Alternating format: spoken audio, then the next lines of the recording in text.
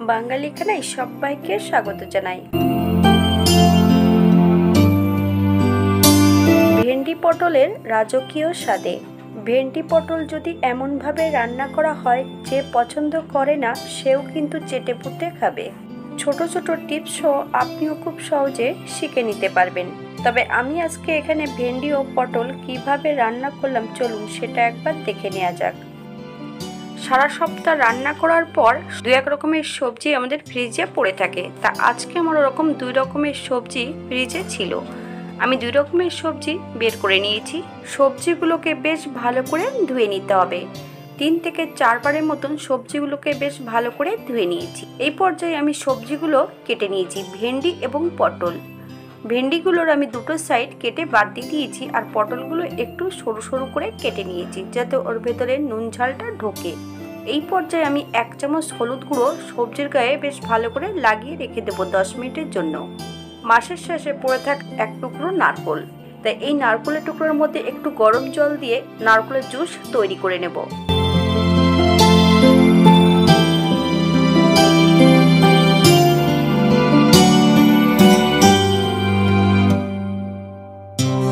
একটা কড়াইতে বেশ কিছুটা সর্ষের তেল অ্যাড করেছি। প্রথমে পটলগুলো বেশ সুন্দর করে ভেজে নিতে হবে, তবে আপনারা আপনাদের পছন্দ মতন পটলগুলো ভেজে নেবেন। এই পর্যায়ে তেল থেকে সম্পূর্ণ পটলগুলো তুলে নিতে হবে।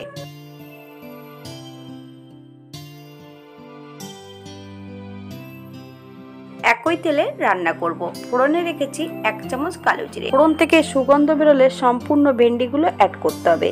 মিডিয়াম আঁচে 2 থেকে 3 মিনিটের মতন ভেন্ডিগুলো বেশ ভালো করে ভেজে নিতে হবে।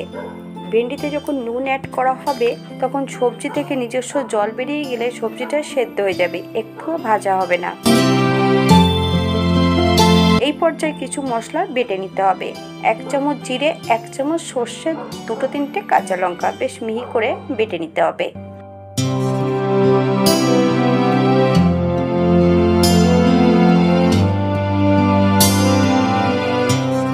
ভেন্ডিগুলো ভেজে নিয়েছি। এই পর্যায়ে আমি সম্পূর্ণ পটল ভাজাগুলো অ্যাড করব।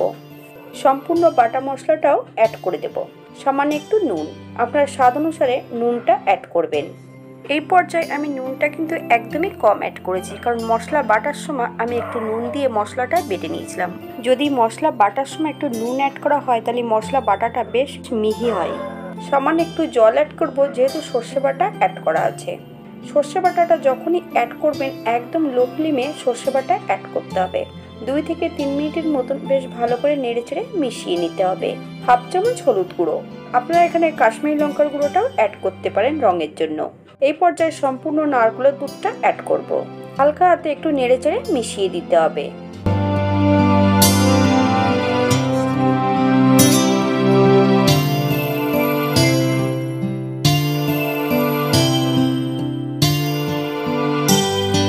মিডিয়াম আঁচে 4 থেকে 5 মিনিটের মতন বেশ ভালো করে ফুটিয়ে নিতে হবে। এই পর্যায়ে 1 চামচ চিনি অ্যাড করব।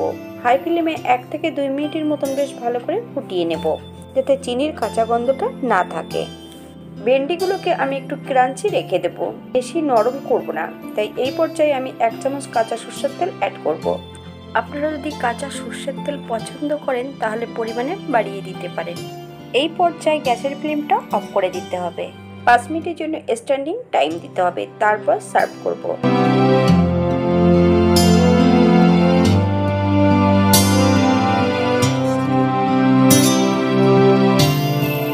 এটা দেখতে যেমন ভারী সুন্দর হয়েছে, এটা গরম ভাতে খেতে অসম্ভব ভালো। আপনারা যে কোনো নিরামিষের দিন এটা রান্না করতেই পারেন। যারা আমিষ খাবেন তারা এখানে পেঁয়াজ রসুনটা অ্যাড করতে পারেন।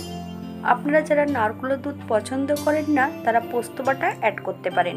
প্রত্যেকটা ভেন্ডি কিন্তু গোটা আছে, পটলগুলো কিন্তু একটু ডিজাইন করে কাটা হয়েছে। যদি একটু খেয়াল করে দেখেন তাহলে বুঝতে পারবেন। আজকের ভিডিওটি এই পর্যন্ত। সবাই ভালো থাকবেন, সুস্থ থাকবেন।